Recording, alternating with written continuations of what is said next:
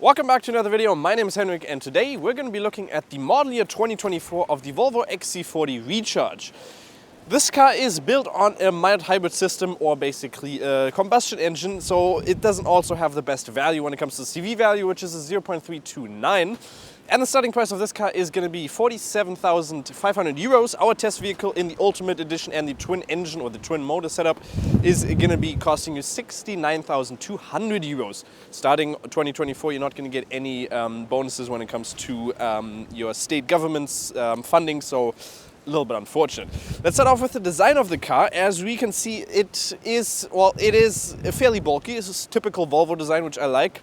Most electric cars are going to be more like round and stuff like that. This one is fairly bulky and it looks fairly decent. Doesn't look too much different to the normal combustion engine, which is nice. The only thing that's different, obviously, because you have this grille covered up with basically a cover in there. And if we look further down, we can also see we have some black touches down here, which I really do like. I love the Volvo logo in here as well, with the camera in the front, so meaning we do have a full 360-degree camera system is in here as well. We do also have the Thor's hammer lights in here, which also work very nicely at night, illuminate a lot, and also works good when it comes to automatically illuminating the road and not the vehicle that's coming onto you.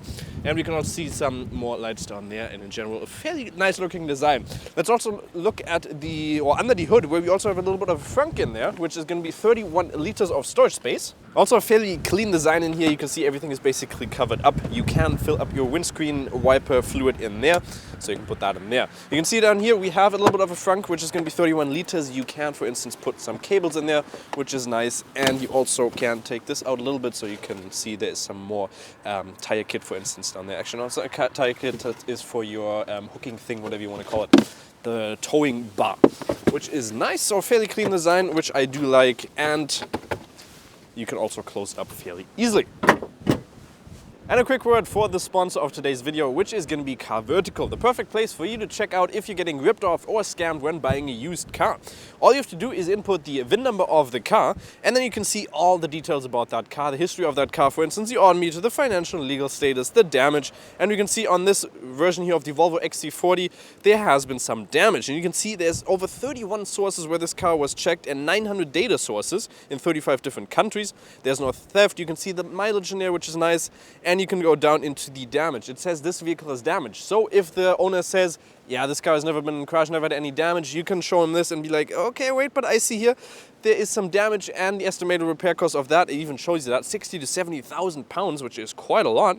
And then it's going to show you everything about the car that you need to know. So if you are interested in CarVertical, you get a 10% discount via the link in the description, or just use the code nonstopdriving when using the link in the description, or just using on the CarVertical site. So hopefully you guys do enjoy it and make sure to check it out. Dimensions of the car is also 4 meters and 44 long, 1 meter and 87 wide, and 1 meter and 65 tall, with a ground clearance of 17.5 centimeters.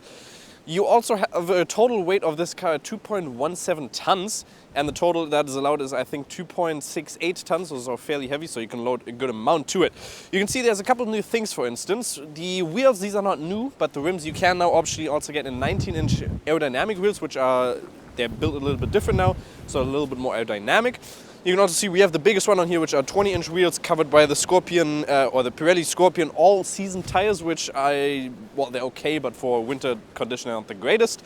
The color on here is also the Fjord blue color, which I really like. Looks really nice. There's also one new color, I think, which is the Cloud blue, which is supposed to be a blue, but it's completely white in my opinion. Design in here also pretty nice. We have like a little Recharge logo up on the top here.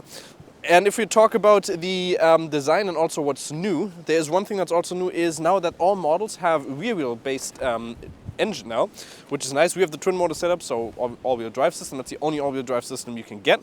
And the charging capabilities are also now 200 kilowatts instead of 150 for the bigger batteries, which is now an 82 kilowatts an hour battery, and the total usage is 79 kilowatts an hour. Meaning if you get the single extended range, you can also have, or you get rear wheel now, as well as the single motor, you also get a rear wheel instead of a front wheel, which is better for obviously power performance and also for your range, which is nice. The range with the single motor extended range, which is the biggest one, now goes up to 571. Our is supposed to be 541 with the twin motor setup, but that is WLTP. You can expect 440 basically, that's what you can expect. Design-wise, obviously nothing has changed with the new model year. You can see still we got the typical Volvo lights in here, a little bit of a roof spoiler in there and some more touches down here, which look pretty nice. In general, a fairly nice looking design, and I really like the thing that it's a compact car, and it is still a compact car, not like normal cars that are supposed to be compact cars, but are getting a little bit bigger now. We also have a towing capacity on here of 1.8 tons, which is really nice, that's a lot. Roof capacity of 75 kilograms, and you can also put, for instance, e-bikes on the towing hitch of up to 100 kilograms, which is very nice. If we open up the trunk, it's electrical, 352 up to 1,328. If we take this out for a second, you can see one thing that's also nice, we do have a pass-through way in there, and because it is basically the same as the combustion engine, we also have the typical features in here. For instance, you can flip this up, put a little bit of a shopping bag in there. Actually no, you can't flip that over, that's just how it is. You put your bag on there, and you can also see some more storage space down here. So let's talk a little about the range and the consumption. We are currently at 80% because we did just finish charging. It shows us a range of 330 kilometers left. That is always a little bit different depending on the way you drive. And you can also see the current consumption is 29.6. That's in the last 39.5 kilometers. That is fairly high. The best value we got from driving a little bit country roads and also a little bit of city driving from around 60 kilometers was around 20.8, I think you said, right? 20.9. Yeah. 20.9, so somewhere right around there. WLTP claims 17.6 for the bigger battery and also the twin motor. If you get the single range extended version, that's going to be at the single motor extended range, that's going to be a 16.6 kilowatts an hour battery consumption. So you are going to be looking at around, with this motor, 440 kilometers of range. WLTP claims 541. Obviously, it doesn't really make sense because WLTP claims 17.6. So divide the 79 kilowatts in our battery that you have in here. By that, you're not going to be able to reach that. You're going to be looking at around 440 kilometers. With the bigger variant, you're going to be looking close to 500 kilometers. So not bad at all. But with the new setup that you now have rear-wheel drive system when it comes to the smaller batteries and also the extended range with the single motor, that's going to allow you to get a little bit of a better consumption, because that was a critique point in the previous model. So you're not going to have that critique point anymore completely, and you're also going to have a little bit better power output when it comes to those variants. So we did do a small charging test here. We didn't drive the car especially too far before that, so the battery wasn't the warmest, obviously. But we did charge it from around 15 up to 80%. That took us a total of 30 minutes, so a little bit more than is claimed. Claimed is around 29 minutes from 10 to 80%. So we did take a little bit longer, but at the end there was also a car beside us.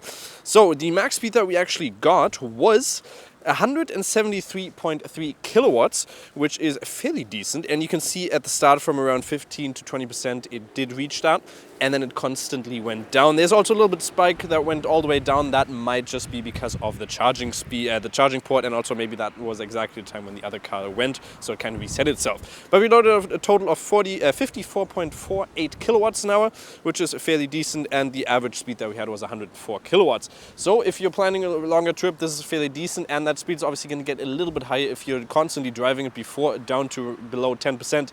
Then you are probably going to be looking at those 29 minutes. With the new technology in here, that is going to allow you to load up to 200 kilowatts, which is fairly nice. So a fairly decent rate, especially considering the conditions we also had. So there are also a couple of new things while we're in the interior here with the 2024 model. For instance, you have Apple CarPlay now, which is not wirelessly, but it is with cable, so you can plug a cable in right there, and that's going to allow you to have Apple CarPlay. But you really don't need it because you have YouTube, you have Google Maps implemented, Spotify, and you also have the Play Store, so you can download some other apps. But you have plenty of stuff which easily allows you to have the function that you get with Apple CarPlay or Android Auto. You don't have Android Auto on here, which is a little bit unfortunate. But yeah, for Google Maps, for instance, one thing that's also new is you now have a route planner. So if you, for instance, want to go to Berlin, it is going to plop us in with all the information that we need, for instance, on our loading spot. So we're going to load one time only, which is surprising. Am I even going to? Yeah, Berlin Hauptbahnhof.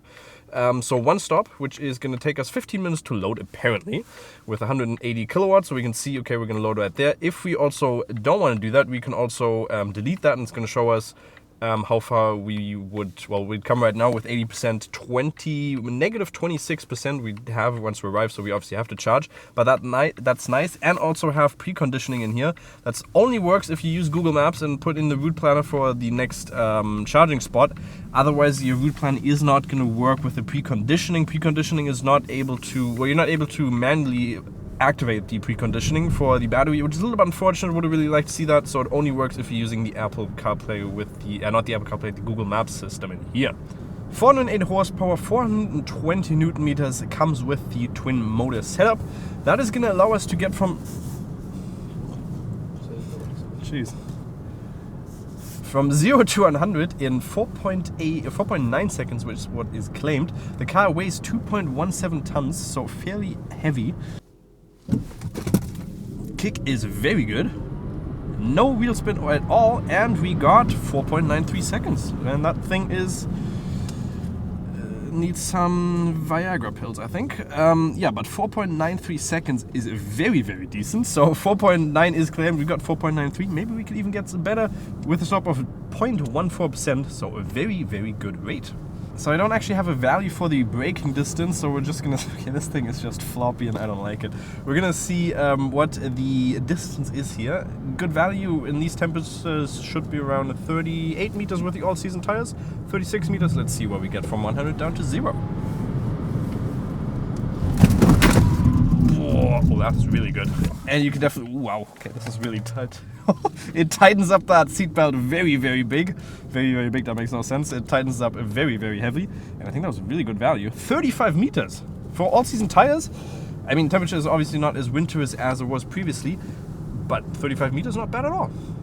If you had summer tires on here, you probably would expect around 32 meters, so a really good value for the condition and also the tires.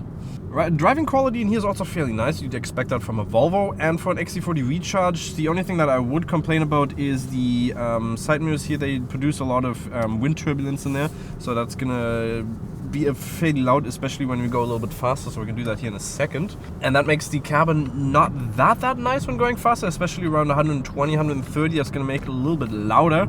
Otherwise, good isolation here, and you also get some very good riding quality in general with the suspension here, which is fairly good for a crossover SUV kind of thing, like a little compact SUV, fairly nice. And the steering input's also very nice. I do have it on the sporty setting for the driving experience when it comes to the steering input. So that's on sport, and I really do like that because I like a little bit more direct feeling, and this one feels really great, and the steering wheel also lies really nicely in your hand. And then obviously, because we do have the twin motor, that's going to allow us to get a little bit more power with 408 horsepower and 420 Newton meters, so we can accelerate and overtake fairly decent, especially those low overtakes, so around 50 kilometers. Those are going to be very, very nice. But if you're going a little bit faster, the power output isn't that great afterwards. So if we try to just slide over here a little bit, we can see if we go kick down here, that is kick down, that is fairly decent, right? No, but if we go kick down, the power is straight there, but it doesn't feel like 408 horsepower, it feels a little bit less. But here you can kick down, it is fairly decent. You can hear the wind noise now. Picks up fairly loud, especially right around here, and up there it goes fairly loud, which is not too nice, but also not bad. You can definitely hear up here there is some kind of wind. It feels like the windows are not fully closed, but you can definitely hear up there is a little bit of a wind noise in there, which is, well, I don't know, maybe something is not completely isolated up there, but it's just fairly loud, especially up there. Otherwise, very comfortable. Also tire noise, you can't really hear anything. The only thing you obviously hear is those winds. Otherwise, a very, very nice experience when driving here a little bit faster. Especially driving around the city, very nicely isolated. You also get quite a lot of assistant features in here. For instance, you get your pilot assist, which you can turn on right now, so it's just gonna automatically cruise here, and it's gonna also have that lane centralization. You have blind spot assistant, very good surrounding view in here as well, with very small pillars. The only thing that's maybe the back pillar is gonna be a little bit bigger, so that's the C pillar down there. It's gonna be a little bit bigger. 360-degree camera, which is an option that you can get. The special,